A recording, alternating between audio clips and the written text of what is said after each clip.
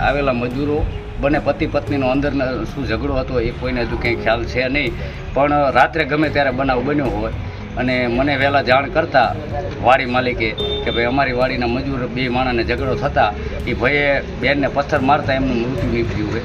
એટલે એ બાબતની જાણ થતાં હું સ્થળ ઉપર ગયો અને તાત્કાલિક પોલીસ સ્ટેશનથી જાણ કરતાં પોલીસ સ્ટેશનથી પીઆઈ સાહેબ અમારા જમાદાર સાહેબ આવી અને તાત્કાલિક આરોપીને એટેક કરી અને અત્યારે હાલ